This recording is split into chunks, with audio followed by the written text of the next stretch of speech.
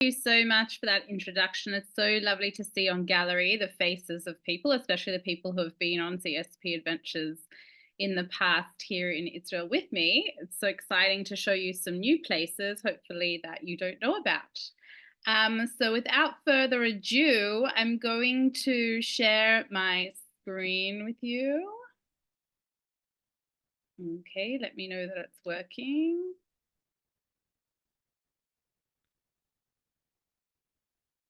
And hold on. Oops. Okay, here we go. Present. Let's do that. Present full screen. All right, is this good? Everybody can see? Amazing. All right, so today we've got the Negev version, just a few quotes to inspire us about the Negev. The arid desert shall be glad, the wilderness shall rejoice, and, spelling mistake, and shall blossom like a rose, from Isaiah 35. So this concept of the desert blooming again that we often associate with Ben Gurion is actually a biblical prophecy from Isaiah that he is inspired because he reads the Tanakh and knows the Hebrew Bible well, and he takes these quotes from Isaiah. Man is nothing but the shape of his native landscape, which is a quote that stands at the top of Machtesh Ramon. And just as a contrasting quote, of all the places there are for dismal scenery, I think Palestine must be the prince. The hills are barren, they are dull of color, they are unpicturesque, that in shape, another spelling mistake, the valleys are unsightly, another spelling mistake, deserts fringed with a feeble vegetation that has an expression about it of being despondent. It is a hopeful, dreary place, broken land. That's from Mark Twain. So as a contrast over there, just to show you, did my share screen just stop? We're still on the quote slide and it looks okay. Okay, hold on. But I have lost it on my computer, which is a minor issue because I can't see it. Hold on.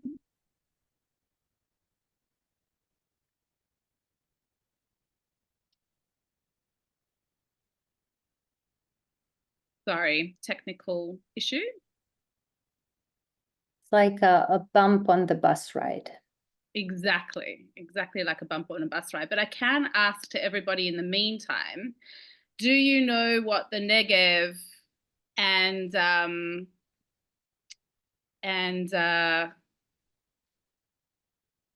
bowl of hummus have in common?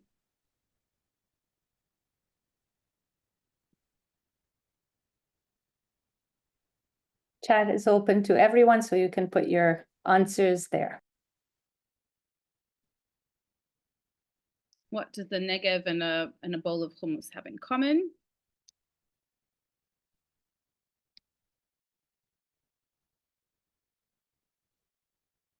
Can I see the chat?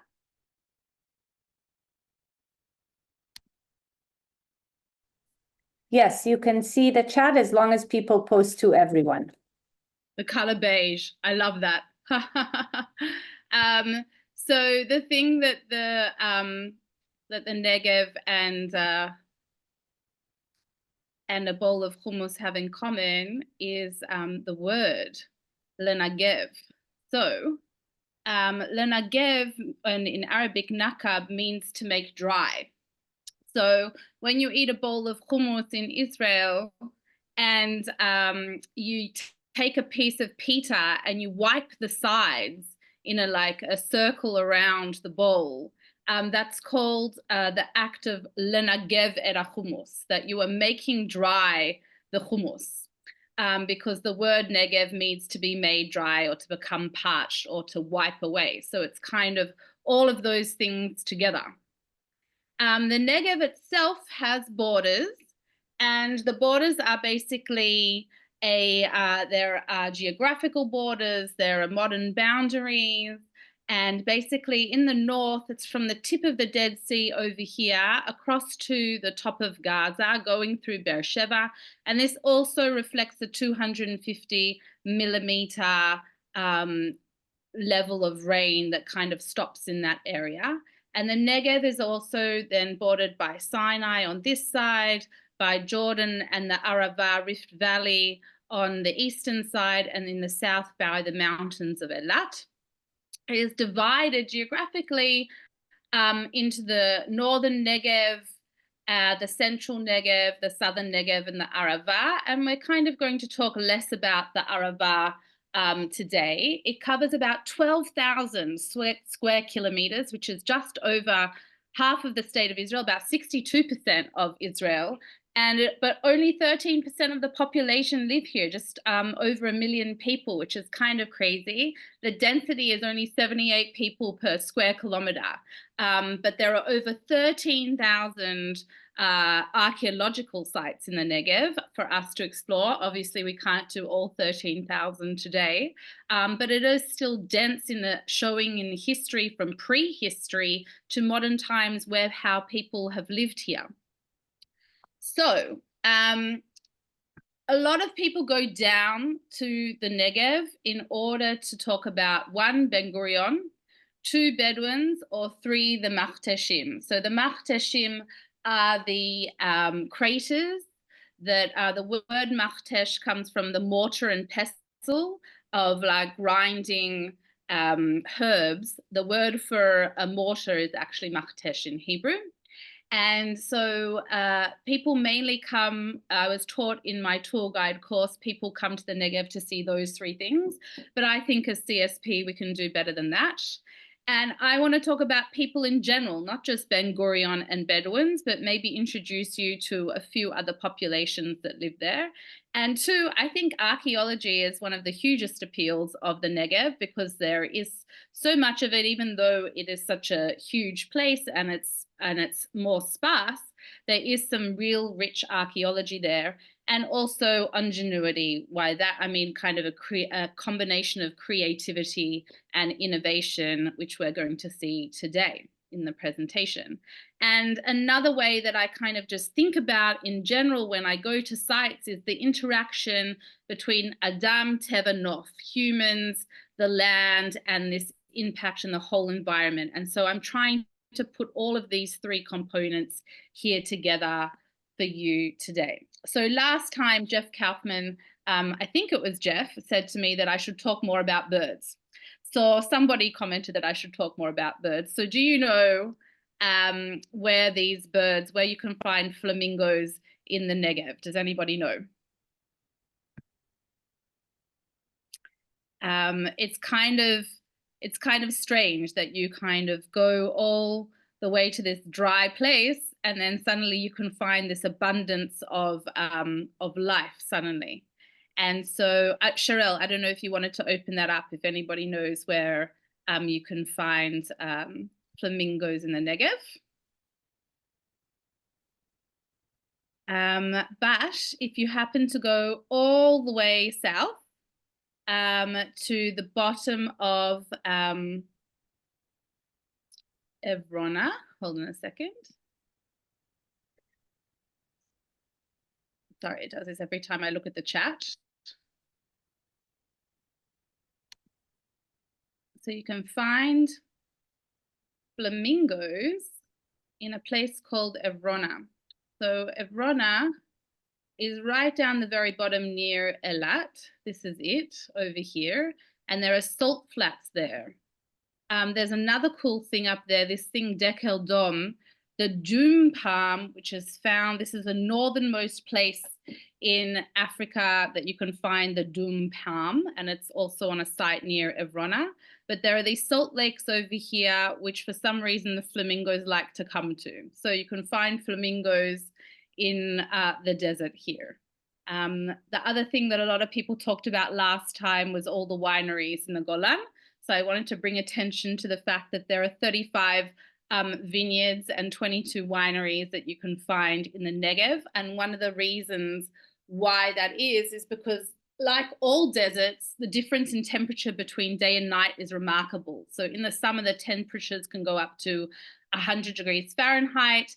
And in the daytime, it falls down, in the day, and in the nighttime, it falls down to about 55 degrees Fahrenheit. So that's stark contrast, which allows for a big balance in the sugar because there is the big difference in temperature overnight. Means that the wineries are really fun here, and hopefully I'll take you to a winery. This is a wine route of the Negev. So there are all those wineries, they're mainly in the Ramat HaNegev region, and there are all these really cool farms. So basically there was a movement in the 90s whereby the government said that we will sponsor you to open up a small little farm as long as you do something towards tourism as well. So that sprung up all of these little farms, and it means that it's actually fun to go around tasting all the different wines, and maybe we'll stop off at one or two along the way. The Negev is also mentioned in the Tanakh 39 times. And so because of that, the Israeli Antiquities Authority have done archaeological diggings, but not enough. So all of that white area is not surveyed of the Negev, which is kind of surprising. Unlike the Golan, where they went through on an emergency survey and have gone through every single area, a lot of the Negev hasn't been actually surveyed, which means that there's a lot still more work to do. But of the places that have been surveyed, there is only one little square there, which has a book that's been written about it, and that is this square over here. So what is in that square? What is this place? Cheryl, you can open up the chat. Does anybody know what this place is?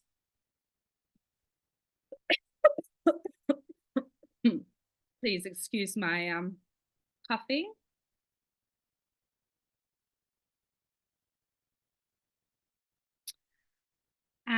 So if nobody knows, then I will go back to the presentation and answer you. So this place is called Har Karkom. Karkom, Karkom, and it is located really, really close to the Egyptian border. So the area of Har Karkom is actually in an area that's Shetach Esh, that is an area where the army conducts practices. So you can't go there without permission. There you can see it is, and if you zoom in, then it's a lot. You can see just how that's the border here, and so it's really, really close to the border. So you can't just go there by yourself, and actually most people only go there on one particular day of the year, which is coming up, which is December 21, because there's a solstice that happens there, just like there was a solstice that happens at Rujamal here in the Golan. There's a solstice that happens here as well, where it kind of looks like the rocks light up through a window, and it kind of looks like the burning bush. So there's a lot of kind of legends associated with this place, but what's super cool about it is all the rock carvings. So there are about 1,350 sites all around Har Karkom, and a lot of them there are 40,000 of these drawings. It was mainly excavated by a archaeologist called Professor Emmanuel Anati, and he is convinced that this is Mount Sinai. So the Bedouins refer to this as Jabal Ided, which means the mountain of the holy days. And because of some of the rock findings, the rock carvings that Professor Emmanuel Anati found, he thinks it's Mount Sinai because maybe this could be Moshe's staff and this is a snake. Maybe this over here is the 10 Commandments, and this over here is a menorah, potentially. So he's kind of convinced. Now, these rocks, how they form these carvings is you can see they're slightly different color to the rocks, the general limestone of the desert. And basically these rocks get burned and it forms a patina, kind of like a thin covering that's manganese and iron over the rocks. And when you carve them, then the white limestone comes through the bottom. But what that also means is over time, the patina forms again. And so the older the inscription is, the more kind of dark it is. And Emmanuel Anati, he's over here, he's quite a character.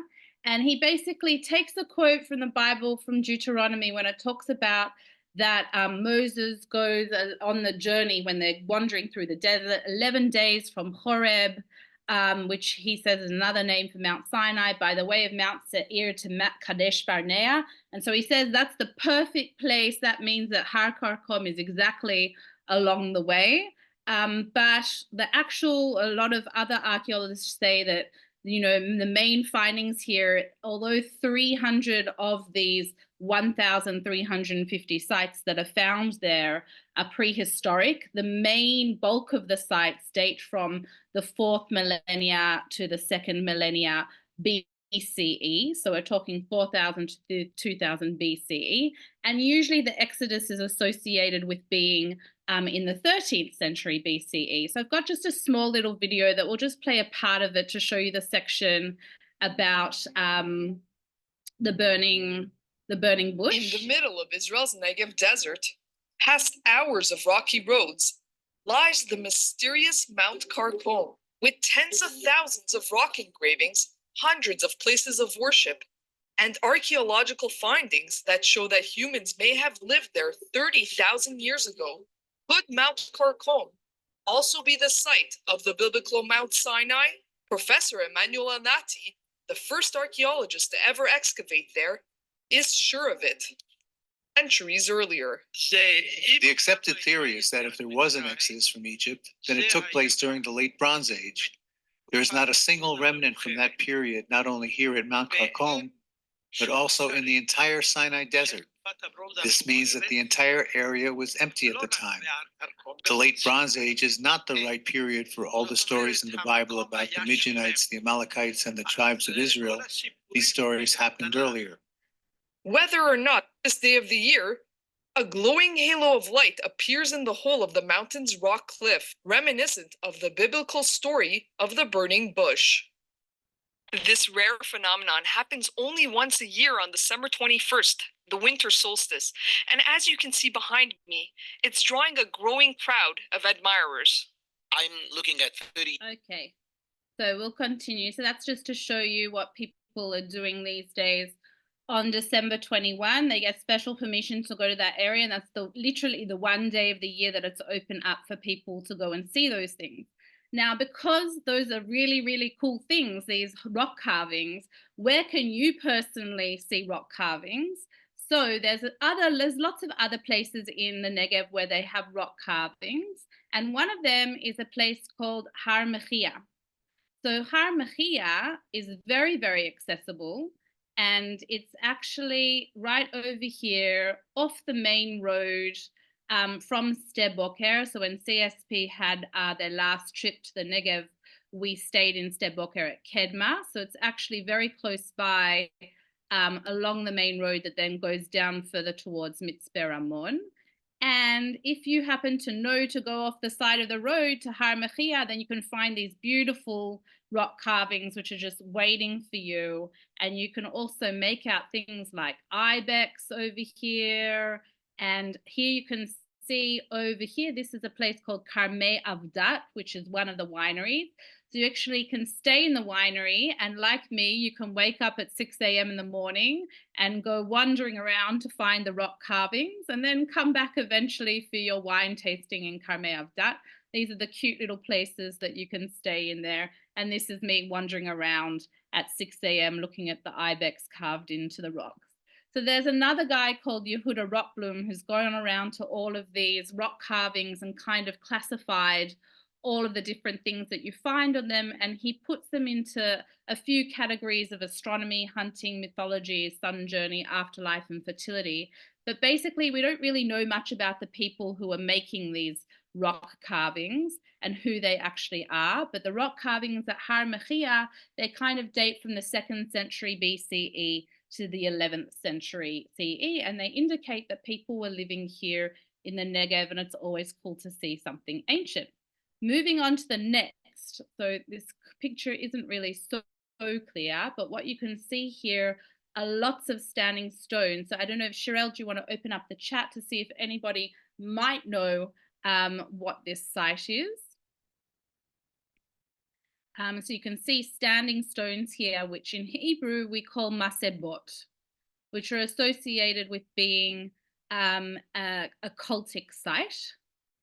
So these masebot are in a place And sorry about this technical thing that every time I want to look at the chat, I have to open up the presentation again, are in a place called the Leopard Temple, which happens to also be by the side of the road in a different area called the Uvda Valley. So we're moving more into the central Negev. Oh, those Kasui dunes are really fun to do sandboarding down. So we're below Martesh Ramon. So Martesh Ramon is like already way up here. Okay, so we're going really quite almost halfway between Martesh Ramon and Elat to this leopard temple. And as I said, it's right on the side of the road, so you can get out of your car and walk to it. And what does it look like? Oh, I wanted to show you that you can just go on Google Maps and drop your person there to have a look at it.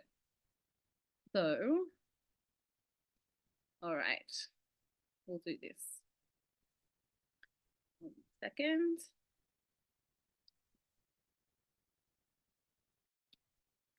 Thanks for your patience.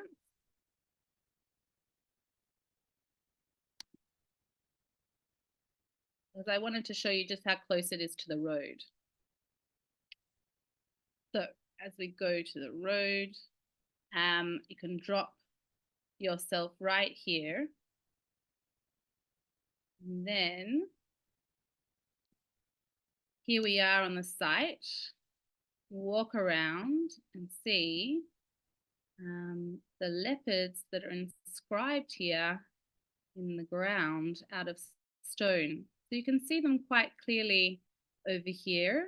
And what's interesting about them is that they are all facing east, east towards the rising sun. So who are the people that have placed these monuments here, that have placed the stones? What are they worshipping? These were found just as the army was maneuvering around the area, and they came across this site. And so they cleaned up the site in the 1980s, and they found 16 creatures about 15 meters long, and it depicts female leopards and 1 antelope. So there's more of them over here, so in this corner. So it's quite cool that this is all just on the side of the road, and you can just go up and have a look at it. And I love finding really, really ancient sites like this. And this also dates to about the 4th millennia BCE. So people for thousands and thousands of years were worshipping here.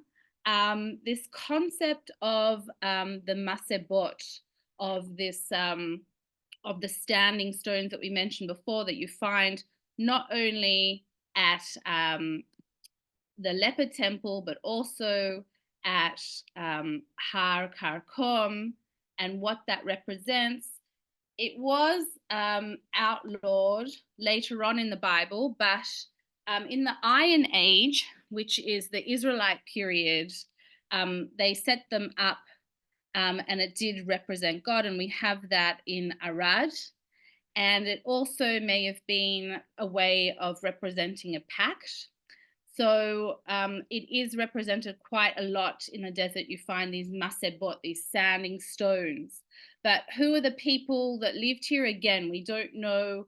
They would have been farmers, because most likely because on the sides of the road further up in the hills, they found areas of threshing and collection vats. So maybe they were able, when there were flash floods, to use the water runoff in order to plant grain. And so worshipping towards the rising sun would have been very important for protection, so that they can have a plentiful grain harvest. But who exactly these people are, we don't really know. What is this site? Can anybody guess what this site is? Moving on towards something pretty. Cheryl, if you want to open it up, just in case anybody might know.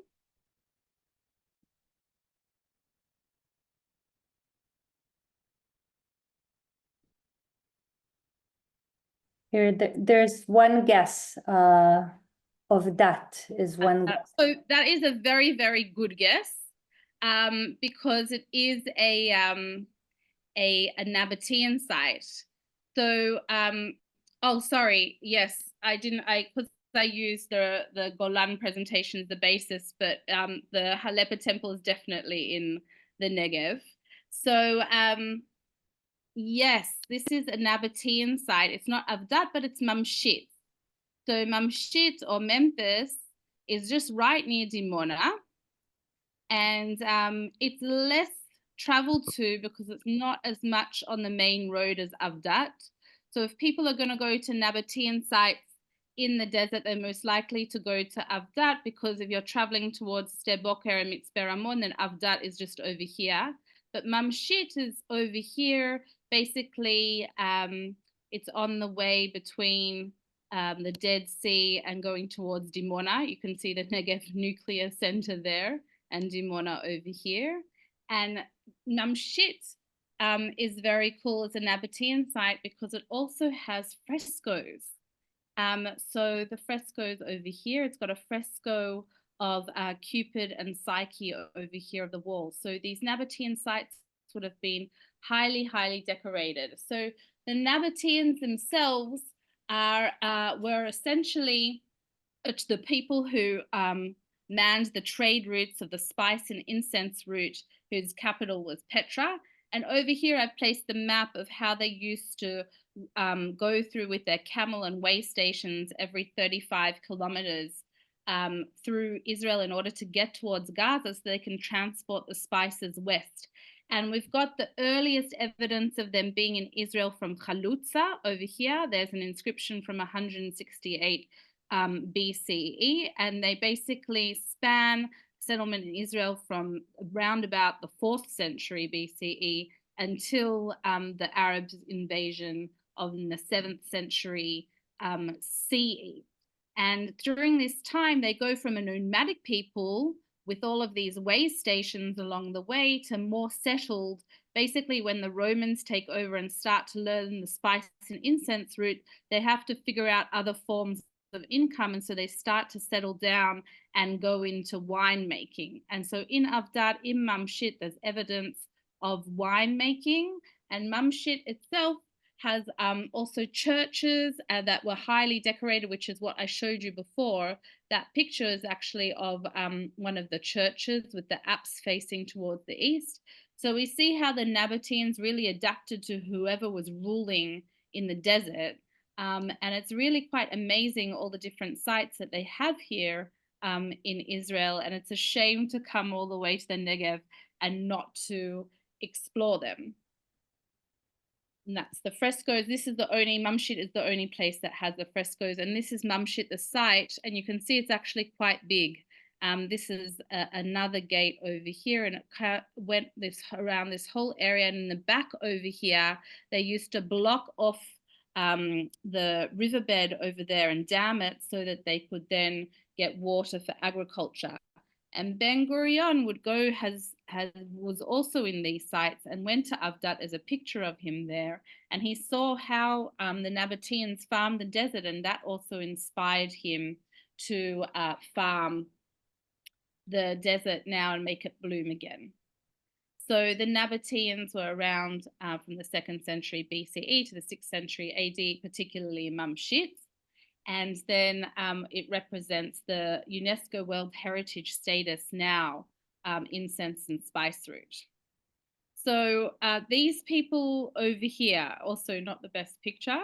Anybody have any idea what community they belong to? So you can open up the chat if you want to. So as we go around, it's not only the Bedouins who are settling these days. When CSP was in the Negev back in 2022, we went to the development towns of Yerucham, and we looked at all the different people who are living there now from North Africa that were placed in these development towns around the desert. And this particular picture of a community is of a community that is called the Hebrew Israelites. So I don't know if anybody's heard of them, but they're a pretty interesting community that live in Dimona, so very close to Mamshit, in an area called the Kihilat Ivrim in Hebrew, which is just over here in the middle of Dimona. And so if you do happen to visit Mamshit, then you can go across the road to visit the Hebrew Israelites. And I actually made a video about the community. So we're here today.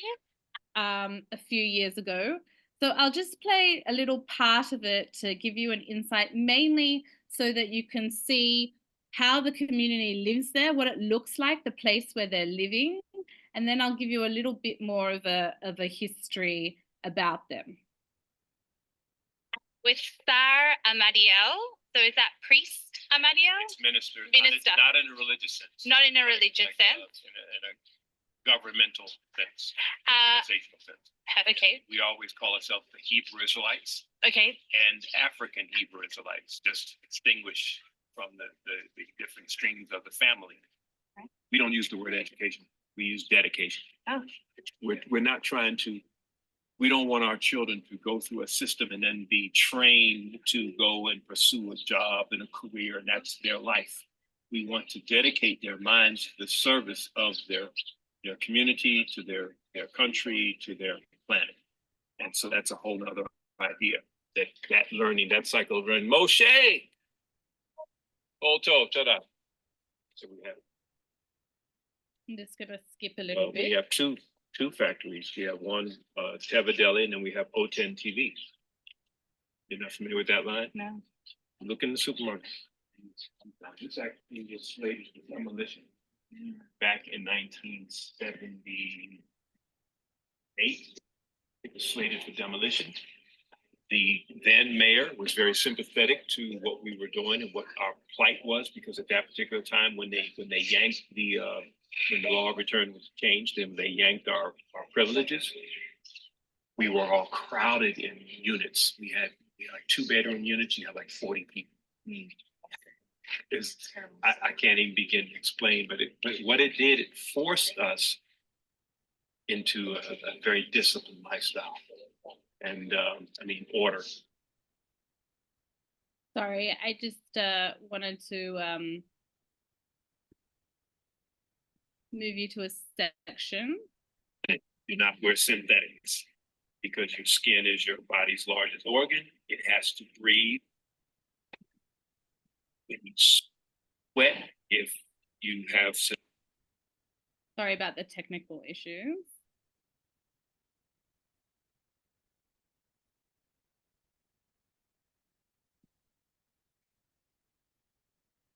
No, don't go back to the beginning.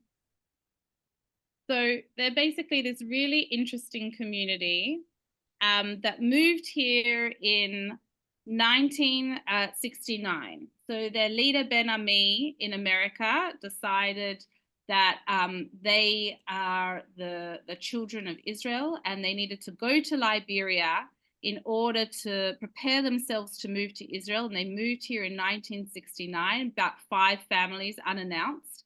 And ever since they've come, they've basically had a lot of issues regarding their status. So because of their status of Jewishness and getting citizenship. So citizenship is a little bit of a hot potato for them. They have their own marriage, education, daily life, religious structure, which is also a bit of an issue, because in Israel, all of those things are underneath the rabbinate, and they believe in polygamy, and that guy, Sar Amadiel, has more than one wife. And a way that Israel has been kind of getting around this citizenship issue is they say that if the sons serve in the army, then they can then get citizenship for their family. And really recently, on the 21st of October, there was this headline in the news about the death of a soldier that served in Lebanon, served in Gaza, and he didn't finish his service. So what does that mean for his family? Will they be getting citizenship or not?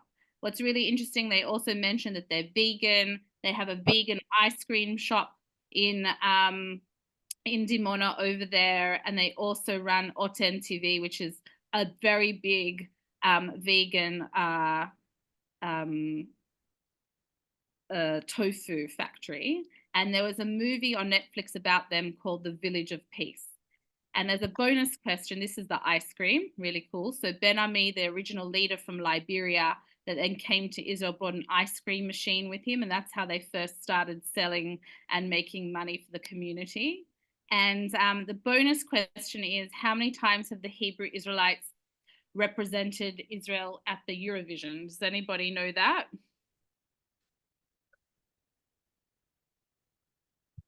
Gila, we can do that instead of you stopping the presentation. If someone puts something in the chat, I'll read it out loud, and then you don't have to stop. Thank you. Sorry. So they actually won the Hebrew, the Eurovision twice. So it's interesting that they represented Israel on an international stage and also in the Maccabeah Games. So these are all the bonus sites. So we're nearing towards the end. So this is a place, a spring, and it's called Ein Akev. So it's kind of in the area where you may have been to Ein of Dat, very near Sde Boker. But in order to get here, you have to go off the beaten track in a Jeep to get here. So it's really fun. But then you get to jump into a spring. This is another place that you might not know of. It's called Neot Smadar. It's just below, it kind of looks like it's fantastical outside of a Dr. Seuss book, but it's actually an art center, and it's a kibbutz Neot Smadar. They also have really lovely juices there. And you can go visit it as a stop on the way down to Eilat. If you're driving through Mitzpe Ranmon, then you pretty much have to drive through Neot Smadar as well. And another interesting archaeological phenomenon is these things, which are called desert kites. And basically, these were discovered by the Royal Air Force of the British Army in World War I. They saw these structures from the air, and then they were able to study them much later on, and they found 17 of these sites all over the Negev and also in the northern Sinai. And basically, they were used many, many years ago in order to trap gazelles, ostriches, and to hunt, essentially. They trapped all of these animals by leading them into these desert kites around about the 4th millennium BCE to the 3rd millennium BCE. And that was an ancient way of hunting. And so we've got a few of them dotted around the Negev here, which is kind of cool. And so one of the last sites is this one called Ma'on, is a mosaic. And I took a little video here as well for you to show you just how intricate it is.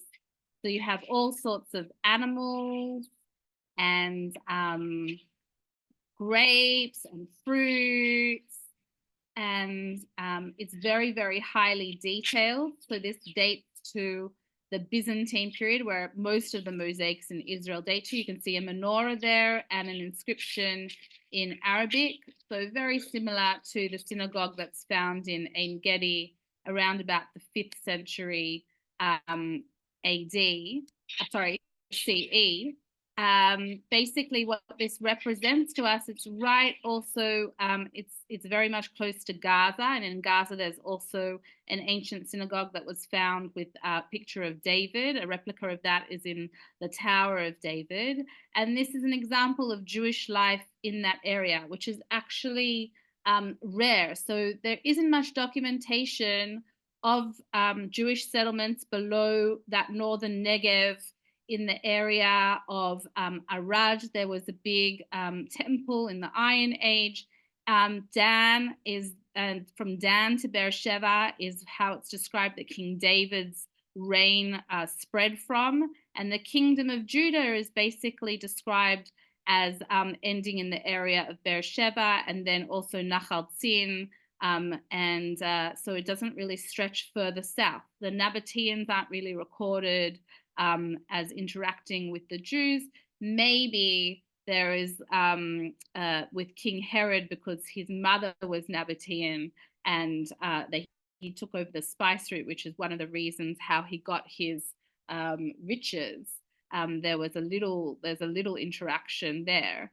But there isn't really that much Jewish evidence in the very southern Negev areas. And so it's kind of cool to find this one lonesome synagogue it's near Kibbutz Nirim, and which is basically also next to Nir Oz, just outside of the Gaza envelope, or more technically, the Western Negev. So this is second to last site. So this is just kind of looks like a pile of stones, but actually, if you look at it, it's actually marking out a road. And this is a particular road which was around in the Arab period. It's called the Darb al-Hajj. It's one of the ways that people would walk from Cairo down to Mecca on the Hajj. And if you zoom in over here, you can see it kind of bypasses Eilat. So over here in Nahal Gishron, that's where the picture was taken, and you can see part of this ancient road. Now, when everybody was walking to go on the Hajj, they also had to have food. And so there's also ancient sites that you can see where they established farms along the way as little way stations along the way for this journey. So during the early Arab period, we have these examples. So I'm talking like 7th, 8th century CE. We have these examples near Eilat of this road, the Darb el-Hajj, which is also quite random and also quite interesting if you're interested in that period of time.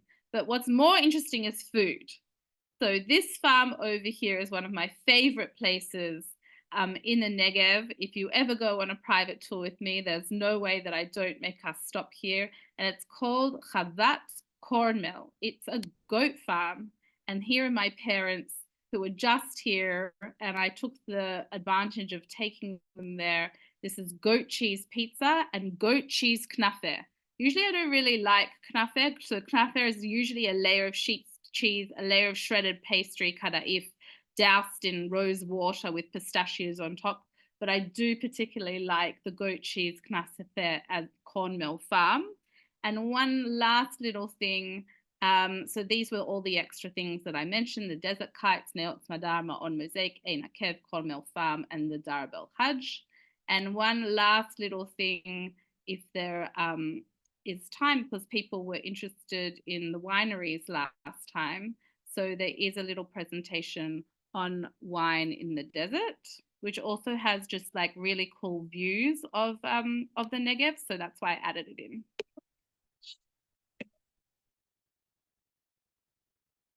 The wine in the Negev is unique.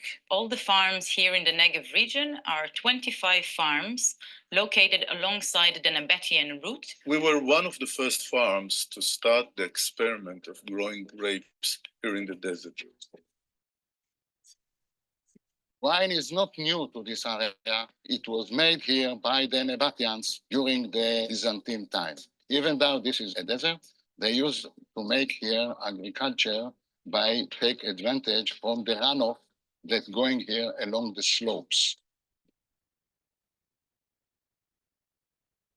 We are a family farm. We grow 20 dunams of Cabernet Sauvignon and Merlot grapes for local and quality wine. We are the only oasis in the desert. There is no pest control, no spraying that we need to do on the grapes, and that makes the quality and the taste of the wine. There's a lot of vineyards and local wineries in the region. The quality of the wine is pretty high. It's because of the altitude. Our farm is located on 550 meters above sea level. The cold here in the winters and comparing to the sun during the day, that is very good for the sugar in the grape, makes an excellent wine. We had to fit the viticulture to the special condition that we have in the Negev. Most of the vineyards are along the creek. It's something that makes the taste different. It takes a big challenge to grow the grapes in such extreme dryness conditions with no water at all. I try to get the taste of the desert and actually put them into the bottle. as less influence as possible in the winemaking production in order to keep the unique taste of the desert. And now we're really defining a new desert region of wine. Recently, one of the So that is about wine in largest wineries in this region won a double gold.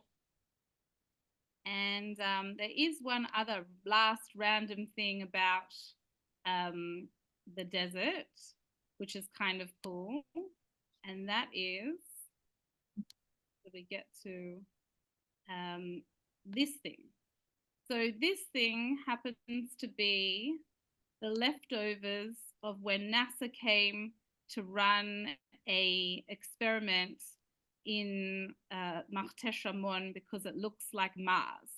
And so they had astronauts come and live in the middle of Martesh Ramon for a couple of months.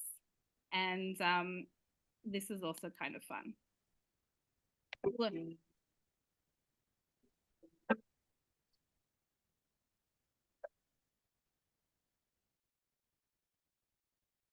Gila, the video stop here. Thanks, Mark. We are having seats. Okay, so that's a video that I can send you afterwards, but it's kind of cool that we had astronauts from NASA and from all around the world coming and living here in Mitzpe Ramon. And that is pretty much it for all the random things that you have in the Negev. So thank you so much to everybody. So I didn't, for listening.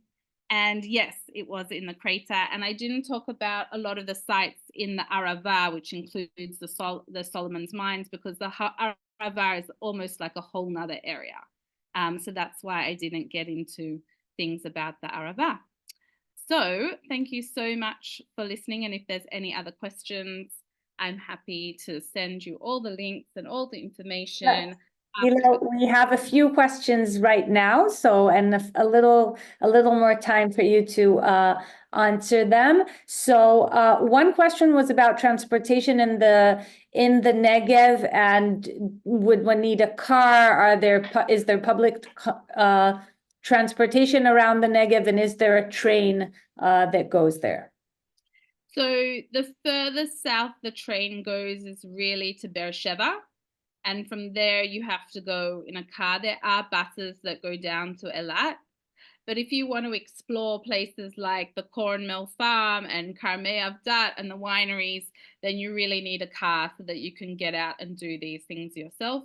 And as I mentioned before, Kar Karkom, you can only get in a four-wheel drive on certain days of the year. But all the other places are pretty much accessible if you have a car. And it doesn't need to be a four-wheel drive. It can just be a normal car to get to those wineries and places like that. And another question was about these spaces that the army takes over as firing zones. Like, is that something that is well known? How is that decided? Does it move around, or are these set sites in the Negev? And do those sites exist in other places in Israel or only there? They're all over the country.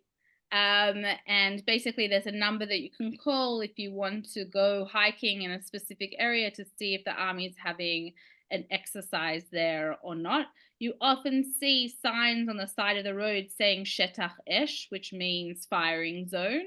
And so every time you go on a tiyul, like not in Ein Gedi, but you know, which is in a national park, or in Timna Park, which is set as a national park. But if you're going on not in a national park, just on a general hike, then you do have to call and check if there is any army activity in the area. And how far are these sites from one another? Is this something you would do in a day, kind of go through all of them, or is it further apart and needs more time?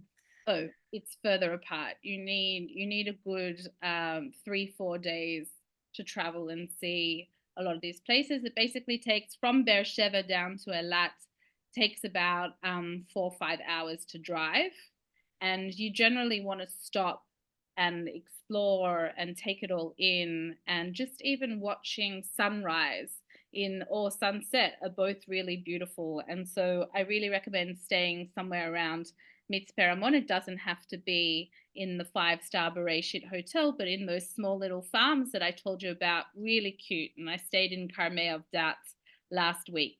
And it was really, really cute way to see and explore everything. But also, as I explained, because there are these different areas of the Negev, you also need to plan it out, because there's no point in jumping from the area of the Arava over to Mitzpe Ramon just to go back to the Arava. So you kind of need to plan your trip, which is why you have a tour guide. Do you have a personal favorite in the Negev, whether you showed it to us or not? Is there? Yes, the farm, the cornmeal farm, the goat farm. Going there to eat the knafer is my personal highlight. It's all about food.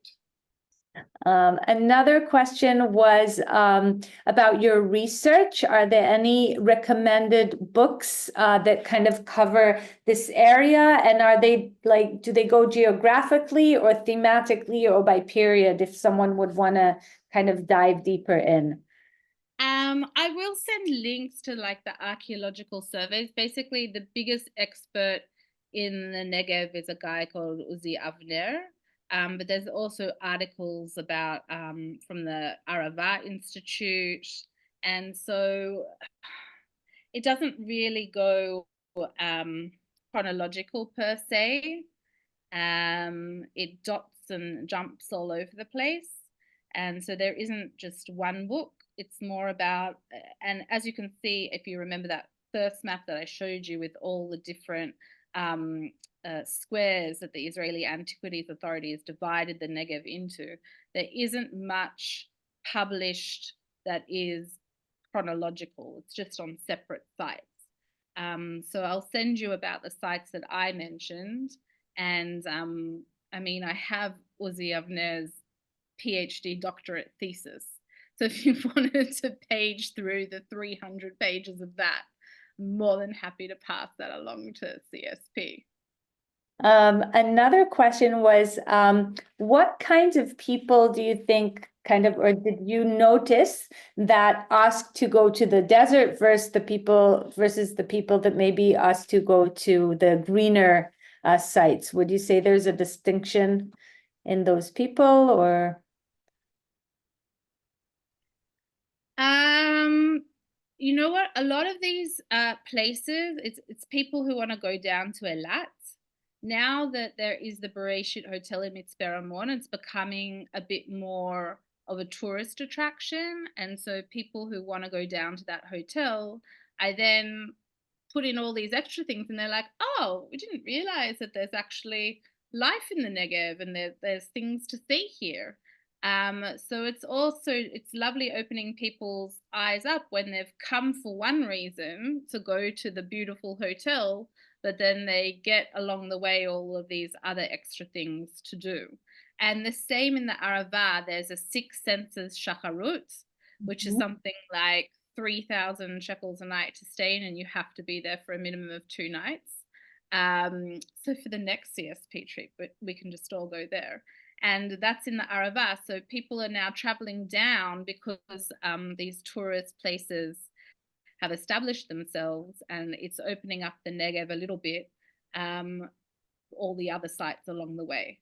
Like, not many people go through Neot Smadar, that kind of like Dr. Zeus kind of fantastical place that I showed you, but because they opened a cafe next to it that now sells juice, and there's a place that you can stop to fill up with petrol, more people are starting to know about it. And as I said, like all the farms that popped up in the 1990s, they had to have something touristy attracted to them. So sometimes it's just a picking fruit, but other times it's those, what we call in Hebrew a tzimmer, which is kind of like a chalet where you can stay at. And then in other times it's the winery. So for all of these different reasons, the Negev is starting to open up and get more of a status. Whereas beforehand, definitely people mainly went to the Galil and the Kinneret because it might be green and people know about it more. But the more sites that are starting to establish themselves, more people are discovering the beauty of the desert as being kind of like a canvas that you can fill in with whatever you want. And that is really the beauty of it. is these vast open spaces, kind of similar as you would have in Sedona and Arizona and Utah. Now you have that in the Valley of Sin, just outside of Sde Boker in Israel, and you can come here and imagine what it would have been like to wander in the desert for 40 years by exploring the Negev. It's very biblical.